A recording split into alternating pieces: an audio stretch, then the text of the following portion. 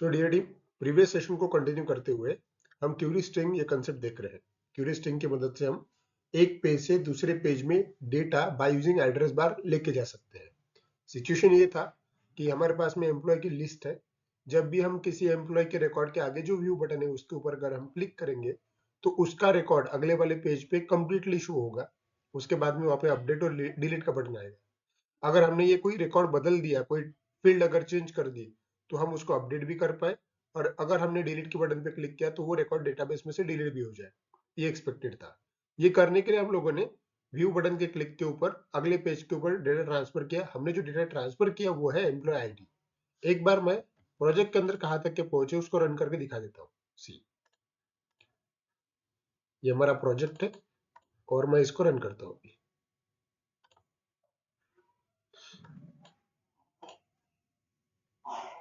चलिए, मैंने रन किया। एडमिन लॉगिन करता हूँ। एक मिनट। एडमिन सुपर लॉगिन किया। लॉगिन होने के बाद में हम क्या क्या कर सकते हैं, हमें भी एम्प्लॉय ऐड कर सकते हैं, एम्प्लॉय शो कर सकते हैं। शो के बाद में हमें एक व्यू करके एक छोटा सा एक बटन भी आ रहा है, उसके ऊपर अगर हम क्लिक करेंगे तो उसके ऊपर क्लिक करते से हम एक नए पेज के ऊपर जंप कर रहे हैं। खास बात ये थी, प्रीवियस सेशन में हमने क्या किया था, जिस रिकॉर्ड को आप ओपन करना चाहते हैं उस रिकॉर्ड का रेफरेंस अगले वाले पेज पे होना जरूरी है। तो हमने अगले वाले पेज पे उसका क्या भेजा, एम्प्लॉय आईडी भेजा, जो कि 106 यहाँ पे दिख रहा है। और उसी 106 के हिसाब से अभी यहाँ पे रिकॉर्ड एक्सपेक्टेड है। जब रिकॉर्ड लोड हो जाएंगे उसके बाद में हम देखेंगे अपडेट और डिलीट कैसे कर सकते हैं। फिलहाल सिचुएशन ये है कि हमें 106 के पूरे रिकॉर्ड चाहिए, मतलब एम्प्लॉय आईडी, नेम, उसका ईमेल आईडी, उसका mobile number, designation and salary. ये कहाँ से आएंगे, तो डेटाबेस में से आएंगे। तो सिंपल सी बात है, डेटाबेस में से अगर कोई भी डेटा लाना है तो आपको सिलेक्ट की कमांड फायर करना पड़ेगा, जो कि यहाँ पे आपको दिख रहा है। सिलेक्ट की कमांड की मदद से हम क्या कर सकते हैं, इंफॉर्मेशन डेटाबेस में से लोड कर सकते हैं। चलिए, तो ये करना है इस पेज के ऊपर। तो सिंपल सी बात है कि हमें सिलेक्ट की कमांड लिखनी पड़ेगी और इस पेज के ऊपर लिखनी पड़ेगी। तो इसका जो एंड पॉइंट होगा वहां पे लिखना पड़ेगा। तो इस चीज का एंड पॉइंट जो है, हमने प्रीवियस सेशन में ये बनाया था एम्प्लॉय प्रोफाइल करके। तो यहाँ पे हमें क्या करना पड़ेगा, वो पेज जैसे ही डिस्प्ले हो रहा है वैसे ही डेटाबेस में से डेटा लोड भी करना है, और हमारा जो एम्प्लॉय प्रोफाइल वाला पेज है उसके ऊपर शो भी करना है। तो चलिए हम करते हैं। तो सिंपल सी बात है, हमें डेटाबेस कनेक्टिविटी करनी पड़ेगी। अब डेटाबेस कनेक्टिविटी करते वक्त जाहिर सी बात है कि आपको रिकॉर्ड तो शो करना है। अब रिकॉर्ड को शो करने के लिए हमें सिलेक्ट कमांड आती भी है। हम सभी लोग जाते हैं कि सिलेक्ट कमांड कैसे लिखा जाता है। देखो, सिलेक्ट कमांड, इससे क्या होता है, डेटाबेस में से डेटा निकल सकते हैं। लेकिन अगर तुम्हें पूरा डेटा चाहिए होता तो तुम ऐसा लिखते थे, सिलेक्ट स्टार फ्रॉम रजिस्ट्रेशन।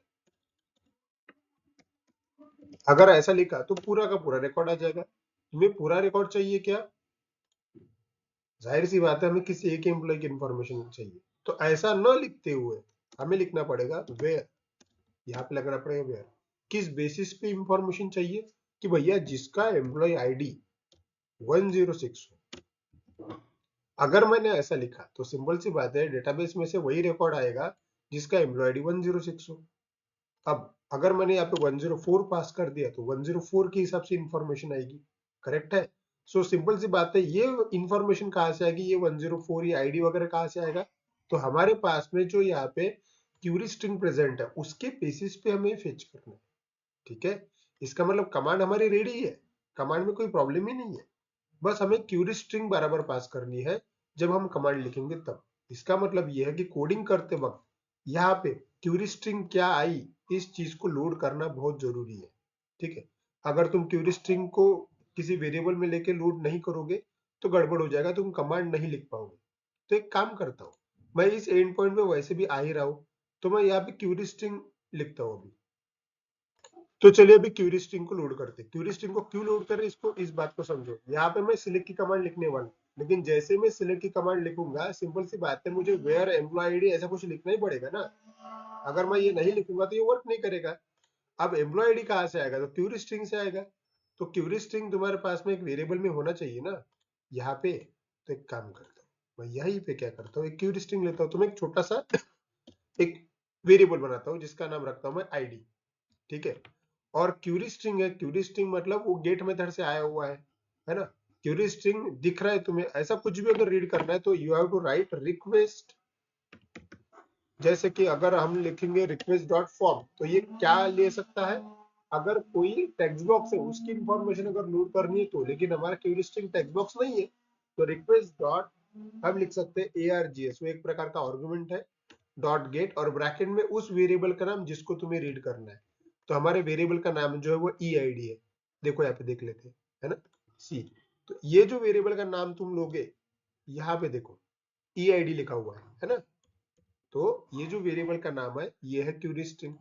तो क्यूरी स्ट्रिंग का नाम हमने eid लिखा, तो हमने किया ये है कि भैया क्यूरी स्ट्रिंग eid नाम के वेरिएबल में जो इंफॉर्मेशन होगी वो किसके अंदर आ चुके भी, id नाम के वेरिएबल के अंदर आ चुके। Now you are ready for the database connection. तो डेटाबेस कनेक्शन हमने कई बार किया हुआ है, सिंपल सी बात है, हम पहले डेटाबेस को ओपन करते हैं, कमांड लिखते हैं और डेटा फेच करते हैं, है ना। तो एक काम करते हैं, प्रीवियस ही कहीं तो भी लिखा होगा, देखो यहाँ पे शो एम्बुलर के टाइम में भी हमने डेटाबेस कनेक्शन किया था, और यही तो बात अभी भी है ना। तो एक काम करते हैं, इसी कोड को मैं फिर से डायरेक्टली कॉपी कर लेता हूँ, देखो कॉपी और यहीं पे पेस्ट, क्योंकि डेटाबेस कनेक्शन करना है तो ओपन तो करना पड़ेगा, कमांड भी लिखनी है, कमांड लिख चुके हैं अपन, और फेच भी करना, मतलब सारा कोड रेडी है, बस चेंज करना पड़ेगा तुम्हें तुम्हारी command according to your requirement. हमें क्या चाहिए, हमें वो सारे रिकॉर्ड चाहिए जो रजिस्ट्रेशन टेबल के अंदर है, लेकिन किसके बेसिस पे, जो एम्प्लॉय आईडी हम रन टाइम पास करेंगे उसके बेसिस पे। तो इसका मतलब कमांड हमारी ये है ना। तो हम क्या लिखेंगे, सिलेक्ट स्टार फ्रॉम रजिस्ट्रेशन। तो यहाँ पे मैं लिखता हूँ कुछ इस प्रकार, select star from registration where employ ID equals to 104। अब पॉइंट ये है, यहाँ पे मैंने हाथ से पास कर दिया, तो जाहिर सी बात है वो हर बार 104 ही आएगा।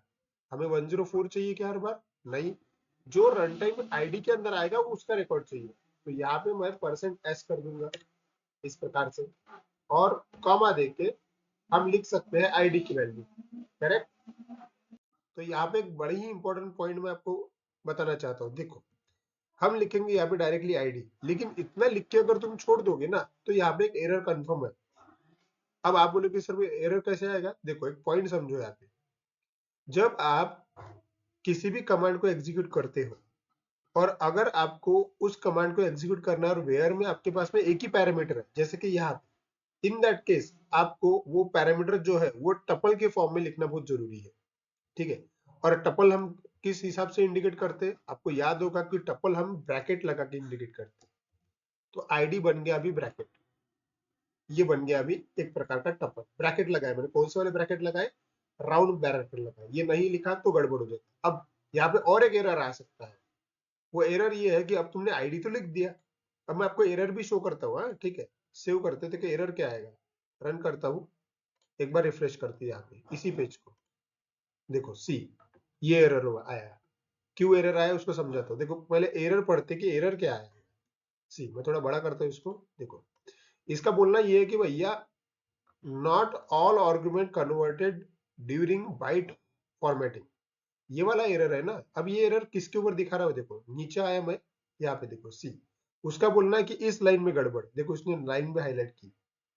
अब हम जब सोचते हैं कि यार एक लाइन तो एकदम परफेक्ट है, एम्प्लॉय आईडी %s और बरोबर आईडी पास किया, गड़बड़ तो कुछ नहीं है, लेकिन पॉइंट ये है, मैं आपको यही बात क्लियर करवा रहा हूं अभी, कि यहाँ पे जब भी आप कि कमांड के अंदर कोई एक ही प्रकार का अगर पैरामीटर हो, जैसे कि यहाँ पे है पैरामीटर एक ही है, इन दैट केस आपको पहली बात तो टपल इस्तेमाल करना पड़ेगा, दूसरा आपके टपल के अंदर अगर एक ही वेरिएबल आया तो उसके बाद में कॉमा देके उसको छोड़ना पड़ेगा, क्योंकि टपल में अगर एक ही वैल्यू डालनी है तो आपको कॉमा देना कंपलसरी है। हाँ अगर 2-3 वैल्यू होती, जैसे कि आईडी होता, एन होता, कॉमा एम होता, ऐसा कुछ अगर होता तो आपको एक्स्ट्रा कॉमा की जरूरत नहीं है।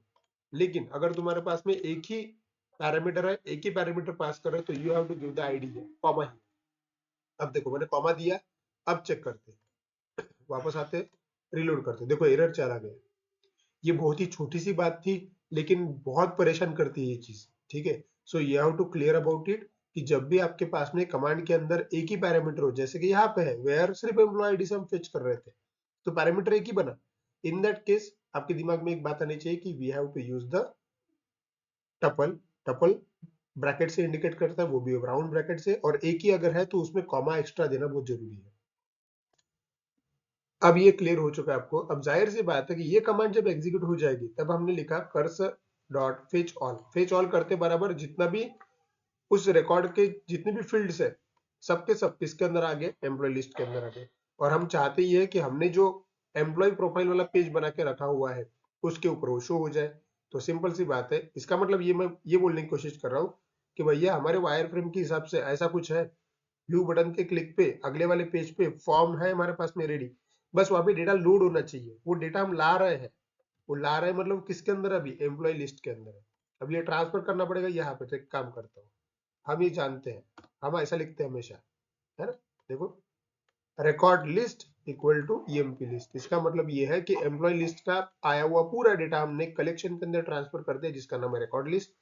अब वो रिकॉर्ड लिस्ट कहाँ पे प्रेजेंट है, एम्प्लॉय प्रोफाइल वाले पेज पे, मतलब इसी पेज पे प्रेजेंट है।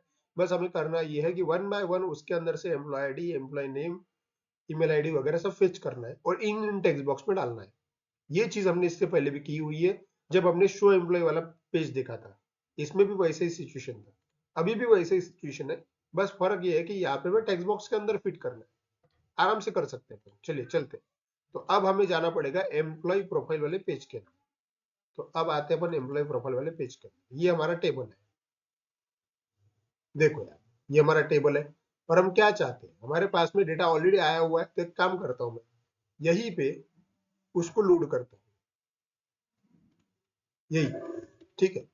हमारे पास में एक कलेक्शन है, कलेक्शन के अंदर अलग अलग रिकॉर्ड्स है। वो फील्ड रीड करके मतलब निकाल के कहाँ डालना पड़ेगा, इन टेक्स्ट बॉक्सेस में डालना पड़ेगा। तो पहले बाहर तो निकाल लेते उसको। तो हम जानते हैं कि हमें फॉर लूप का इस्तेमाल करना पड़ेगा, लेकिन पाइथन के अंदर जिंजर टेम्पलेट का इस्तेमाल करना पड़ता है फॉर लूप के लिए। तो मैं लिखूंगा फॉर एन इन, और किसके अंदर डेटा है, रिकॉर्ड लिस्ट के अंदर डेटा है। हम ये भी जानते हैं कि फॉर को एंड भी होता है। तो एक काम करता हूँ, मैं यहीं पे एंड भी लिख देता हूँ, एंड फॉर। ये हमने शो एम्प्लॉय के टाइम में देखा था, समझा भी था। लेकिन ये यहाँ पे एंड ना करते हुए मैं कहाँ एंड करूंगा, जहां पे हमारा टेबल एंडिंग है वहां पे। तो मैं नीचे लेता हूँ यहाँ पे, यहाँ पे आराम से उसको एंड कर देता हूँ। ठीक है, एंड कर दिया। ऊपर लिए फिर से, जाहिर सी बात है सारे रिकॉर्ड वन बाय वन करके एन के अंदर आएंगे। किस हिसाब से आएंगे, सबसे पहले एम्प्लॉय आईडी आएगा, एम्प्लॉय नेम आएगा, ऐसा बहुत कुछ आने वाला है ना। तो तुम ये जानते हो कि एन के अंदर जो वैल्यू आएगी वो नंबरिंग में आएगी, मतलब n of 0, n of 1, n of 2, ऐसा है ना।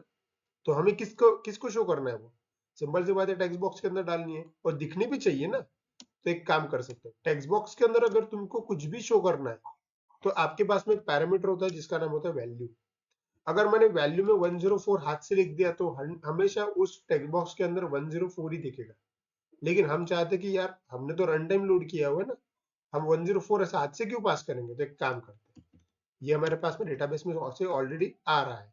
कहाँ पे हमारे पास में, एन नाम के वेरिएबल में है। ठीक है, तो हम ऐसा लिख सकते हैं ना कि एन ऑफ 0, मतलब जो हमने कमांड फायर की उसके अंदर पहला कॉलम जो है वो आईडी है। तो ये आगे मेरा आईडी, लेकिन तुम जानते हो कि काम नहीं करेगा। क्यों, क्योंकि हमें जिंजर टेम्पलेट का इस्तेमाल करना पड़ेगा। अगर सिंगल वेरिएबल है तो आपको डबल कर्ली ब्रैकेट्स का इस्तेमाल करना पड़ेगा। एक काम करते हैं, मैं इतना ही सेव करता हूँ, रन करके देखता हूँ कि क्या ये वर्क करता है ना। एम्प्लॉय आईडी आना चाहिए कहाँ पे, एम्प्लॉय आईडी वाले टेक्स्ट बॉक्स के अंदर। देखो टेस्ट करते हैं, बस इसको यहाँ पे आके रिफ्रेश करते हैं and see the change. You can see here आपके एम्प्लॉय आईडी टेक्स्ट बॉक्स के अंदर 106 दिख रहा है। एम्प्लॉय आईडी सक्सेसफुली लोड है। उसी प्रकार से मैं बाकी भी लोड कर लेता हूँ। फिर से वापस आया प्रोजेक्ट के अंदर, इसको ही कॉपी कर लेता हूँ क्योंकि ये कोड हमेशा काम में आएगा। भी कॉपी, जहां जहां टेक्स्ट बॉक्स है वहां वहां पुट करते, नेम एन ऑफ 1 है ना, नीचे आया, email ID n of 2, mobile number है ना। उसी प्रकार से मैं फटाफट फटाफट कर देता, एन ऑफ 3, डेजिग्नेशन है हमारे पास में एन ऑफ 4, और सैलरी भी है बराबर, salary N of 5।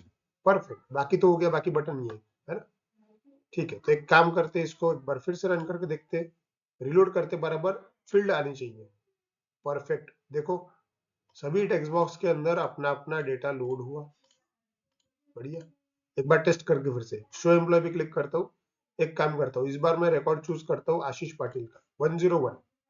View button पे क्लिक किया तो बराबर देखो एम्प्लॉय आईडी 101 ही है, आशीष पाटिल का ही रिकॉर्ड आया हुआ है, एकदम परफेक्ट। फिर से शो एम्प्लॉय पे जाता हूँ, यहाँ पे अमोल पाटिल करके है ना, मैनेजर, क्लिक किया, देखो बराबर उसका ही रिकॉर्ड लोड हुआ। मतलब जिस एम्प्लॉय पे हम क्लिक कर रहे हैं बराबर उसका ही रिकॉर्ड आ रहा है। कैसे क्या? क्योंकि हमने डेटाबेस के अंदर ये वाली कमांड फायर की है। बस ये वाली जो चीज है वो हमें क्यूरी स्ट्रिंग में से लोड होके मिल रही है, और हमने प्रॉपर कमांड फायर करके प्रॉपर कोड लिख के फ्रंट एंड में डेटा लोड कर दिया। मतलब एम्प्लॉय प्रोफाइल वाला पेज एकदम परफेक्टली काम कर रहा है। सो यहाँ पे देखिए सारी चीजें आपको टेक्स्ट बॉक्सेस में अवेलेबल है। आप इनको चेंजेस कर सकते हो चाहो तो। मान लीजिए कि अब यहाँ से आगे आगे का काम क्या होगा। सिंपल सी बात है यार। मान लीजिए कि ये अमोल पाटिल है, इसका जो सैलरी है वो 70,000 है, मैं बदलना चाहता हूँ।